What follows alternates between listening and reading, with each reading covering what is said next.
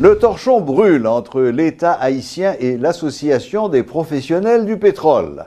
Depuis quelques jours, ces deux entités se sont lancées dans un bras de fer à cause d'une commande irrégulière.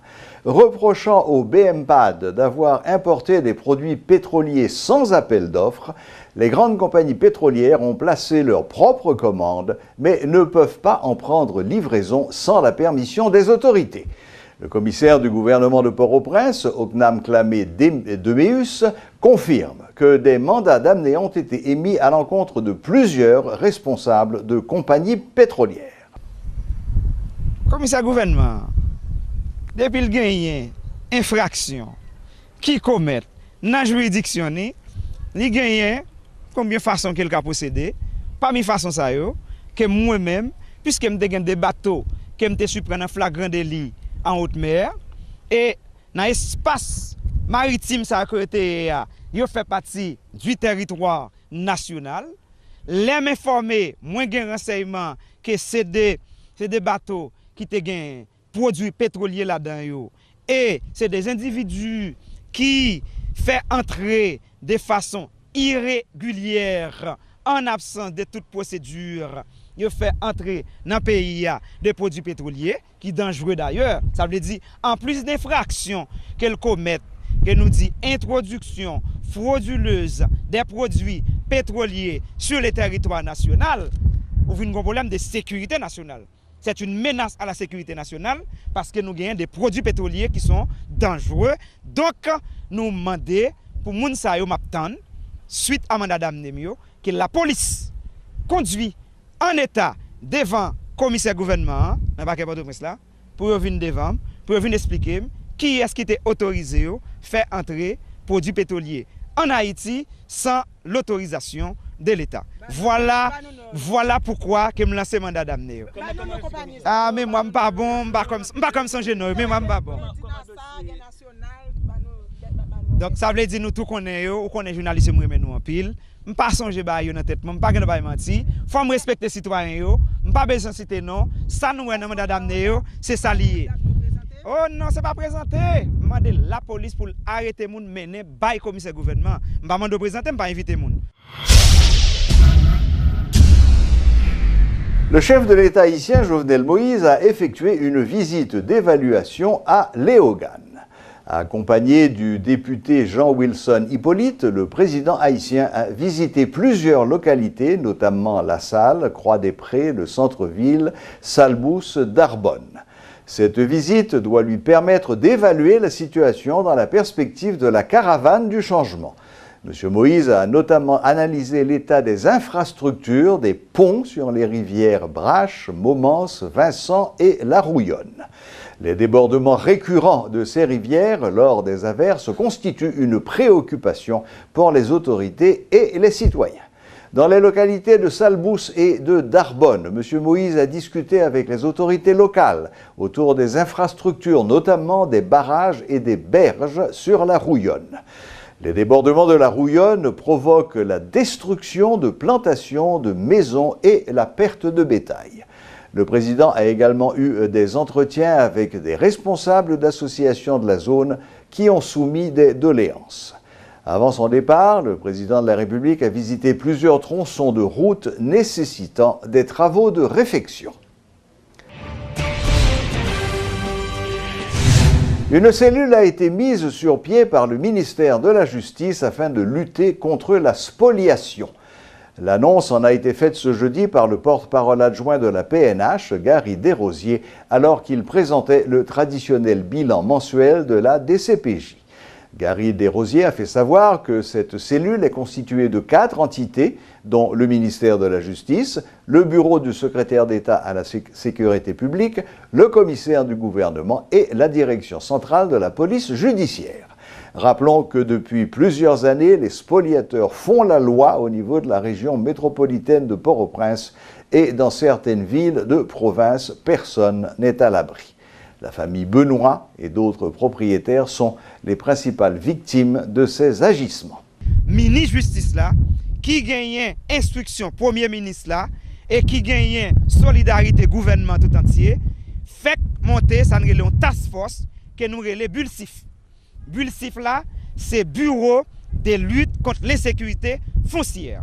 Moi-même, là on dit insécurité foncière, ça dépasse une simple criminalité, un simple banditisme foncier, lycée, insécurité qui mandait tout l'État pour le mobiliser, pour le défendre d'abord les intérêts de l'État et les intérêts des citoyens qui gagnent bien yo, parce que d'ailleurs, dans l'État moderne, dans la société moderne, on a fait obligation à tous les États de protéger les vies et les biens. Donc ça veut dire tout citoyen a droit, il a liberté pour gagner bien yo, mais il y a une entité l'État, il y a une entité la force publique, il y a une entité qui détient ça le monopole de la violence légitime et m'ka dit dans l'autre genre, le monopole de la puissance publique et qui est consigné même dans la Constitution. Donc tout le monde qui contraire avec elle va gagner les ça pour venir répondre devant le commissaire gouvernement. Voilà pour ça là. 3 présumés bandits ont été abattus par la police jeudi à Martissan 25 alors qu'ils tentaient de dépouiller des passants et des marchands de téléphone. Ils ont été neutralisés après un échange de tirs avec une patrouille. L'un d'entre eux était en possession d'une arme de la police. Les 3 hommes n'ont toujours pas été identifiés par la PNH. Les autorités haïtiennes ont adopté de nouvelles dispositions dans le projet de loi de finances pour l'exercice 2017-2018. Des augmentations sont annoncées pour les passeports, les permis de conduire, les contraventions et les impôts sur le revenu. L'Observatoire haïtien des droits de l'homme, OHDH, dénonce l'augmentation des taxes dans le budget 2017-2018. Lors d'une conférence de presse ce vendredi, les membres de cette structure demandent au Parlement de revoir à la baisse les augmentations de taxes et d'impôts. Selon ces derniers, le gouvernement devrait ajuster les salaires avant de prendre de telles décisions. Malgré toujours augmenter les taxes, la population n'a pas jamais accès à services publics. On regarde dans la direction générale des impôts DGI. Ils ont augmenté les taxes dernièrement, pas grand changé. On regarde dans la question passeport, ils ont augmenté les taxes considérablement, mais pas grand changé. On regarde dans la question circulation, pas grand changé. Donc nous-mêmes, augmentation de taxes, ça a 2 conséquences pour nous. D'une part, la population n'a pas un pouvoir d'achat. D'une part, nous avons goumé qu'on y a pour la population jeune 800 gouttes minimum. Or l'État a campé en quoi contre l'augmentation ça? Comment l'État n'a pas qu'à 800 gouttes minimum comme salaire minimum et puis il augmente les taxes. Côté population pour joindre l'argent pour le payer les taxes à augmenter sous tête là. Nous avons considéré tout, pas de service public dans le pays. Leur dépenser, leur payer plus l'argent ou tu as supposé joindre plus de services. Or l'État n'est pas en mesure pour le service public. Donc nous n'avons pas qu'à augmenter les taxes alors que nous n'avons pas de service public. Les services de base ne vont pas exister. Les violations des droits économiques, socio-culturels, tout comme les droits civils et politiques, ils ont toujours à violer.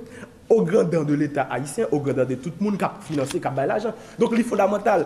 Nous n'avons pas de problème à ce que le budget a augmenté, mais quid des services publics? L'État n'a pas en mesure pour le service public, donc il est impossible pour le bail pour augmenter les taxes considérablement. Donc, si pas de pouvoir d'achat, pas de l'argent qui entre dans la caisse, côté ou pas de l'argent pour payer les taxes considérablement, Jean l'État a augmenté. Ça fait nous-mêmes nous croyons que, vu que l'État est un État irresponsable, il n'a pas de service public, il n'a pas créé conditions pour que chaque monde leur paye l'argent ou joigne ça le faire avec lui, nous croyons que le budget dans l'État qu'il est là, son budget qui est suicidaire et la représenter un mal, un dilemme pour la population haïtienne.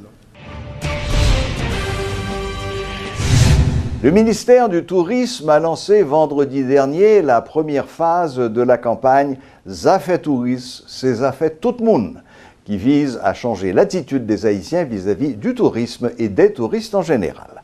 La première phase de la campagne, articulée autour des concepts d'accueil, respect et de responsabilité, s'étendra du 30 juin au 30 septembre 2017. Elle vise à impliquer la population à la cause du tourisme et à restaurer chez les Haïtiens la fierté de leur patrimoine et le respect des richesses historiques et touristiques du pays, avec le soutien d'artistes haïtiens tels Princesse Eude, Tidjo Zeni, Niska et Ruchel Guillaume. Nous commençons, nous allons faire des jingles d'abord avec ces artistes, parce qu'il y a des messages. Ce ne sont pas des jingles, ce sont des messages en réalité qu'ils vont faire passer. Parce que pour nous, nous attendre, pour comprendre ça veut dire touriste. Et en plus de ça, maintenant, on va faire aussi des focus group, côté que non seulement on va pas arrêter comme si sur billboard, sur flyers et tout, nous allons aussi rentrer au niveau de la population pour essayer de faire comprendre changement d'attitude, changement de comportement vis-à-vis de sites que vous gagnez, de patrimoine que vous gagnez, de lieux touristiques, culturels et tout ça que vous gagnez. On a Princesse Eudes, on a Rochelle Guillaume, on a Niska Gaout et on a aussi Tidjo Zeni. Ça fait beaucoup déjà. Ça fait 4. Mais non, en réalité, on a tous les artistes qui sont avec nous. Parce que il y a encore, je me suis assise avec Richie. Classe. Oh, de classe, oui. Classe. Oui, avec Pipo aussi. Et on va avec tous les artistes. Et on va aussi travailler avec Scapa. Et de façon aussi à ce qu'on puisse toucher tous les artistes à travers Haïti. Parce que, des fois, Noël, dans la campagne présidentielle, des fois, ils utilisent les artistes surtout. Parce que les artistes ont tellement gagné des fans en réalité. Il a fait passer le message beaucoup plus. Parce que si tu dis, pas jeter Fadra, Jacques Mel, c'est la Kaili. Puis que l'autre monde, Jacques Mel, a toujours fait même geste, il a toujours tendu. Voilà, la boucle est bouclée. Merci de votre fidélité. Excellent week-end à toutes et à tous. Et à la prochaine, même heure, même chaîne.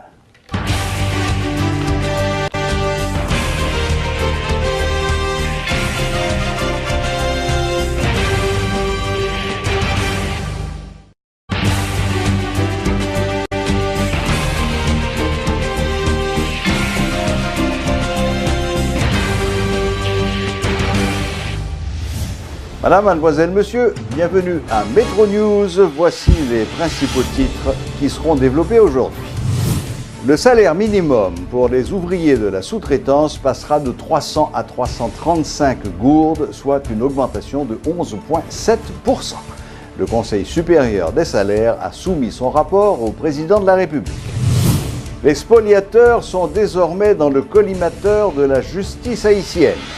Une cellule a été mise en place par le ministère de la Justice afin de freiner les vols de terrain. Le chef du parquet de Port-au-Prince, Oknam Klamé Daméus, confirme que plusieurs responsables de compagnies pétrolières font l'objet de mandats d'amener. Ils sont accusés d'avoir placé des commandes en dehors de la loi.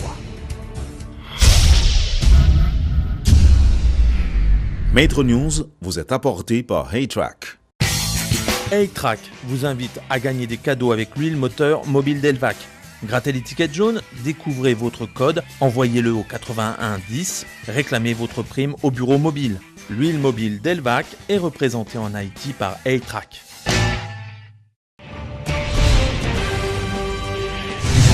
Le Conseil supérieur des salaires, CSS, a rendu public ce vendredi le rapport relatif à la fixation du salaire minimum par secteur d'activité en Haïti. Selon le document, le salaire minimum pour les ouvriers de la sous-traitance passera de 300 à 335 gourdes, soit une augmentation de 11,7%. Le rapport a été acheminé au président de la République qui va décider ou non de son application. Rappelons que les employés de la Sonapi avaient organisé plusieurs manifestations réclamant 800 gourdes de salaire minimum, ce qui avait paralysé le fonctionnement des usines. Reportage Sheila Louis-Joseph. Un mois après son installation, le Conseil supérieur des salaires a officiellement remis son rapport au président Jovenel Moïse ce vendredi. Dans ce document de 43 pages, les montants sont clairement fixés pour les différents secteurs d'activité, notamment pour les entreprises tournées vers la réexportation dont des employés réclamaient un salaire minimum journalier de 800 gourdes. De 300 gourdes en 2016, le salaire minimum des ouvriers de la sous-traitance doit passer à 335 gourdes, soit une augmentation de 11,7%. Salaire qui négocie 335 gourdes l'a fait sous base des accompagnements sociaux, tenant compte des accompagnements sociaux tels que prévus et en cours d'exécution par le ministre des Affaires sociales, nous et négocier jusqu'à ce que nous arrivions d'accord sur 335 gourdes là. Que m'a rappelé qui sont salaire minimum, c'est pas revenu ouvrier. Nourriture, santé, transport entre autres, autant d'avantages sociaux recommandés dans le rapport du CSS dont la mission était de pencher sur le salaire minimum. Une tâche qui n'a pas été facile de l'avis du représentant du secteur des ouvriers. Toutefois, Pierre-Joseph Polycarpe se dit confortable. Même si vous avez ouvrier 1000 gouttes, il va pas suffire pour vous. Problème travailleur, problème pays à traverser, salaire là pour col pas qu'à résoudre. Maintenant, ça ouvrier a demandé à ça segment F là, fonctionnement segment F là, réalité segment F là, 800 gouttes là, nettement impossible pour le moment. Nous tenons compte effectivement de situation la rue, mais nous tenons compte tout de situation employeur. En clair, le CSS se décerne satisfait pour avoir produit ce rapport sur la fixation des salaires par secteur d'activité en Haïti dans les délais.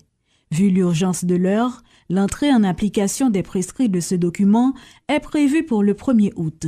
Mais tout dépendra du chef de l'État.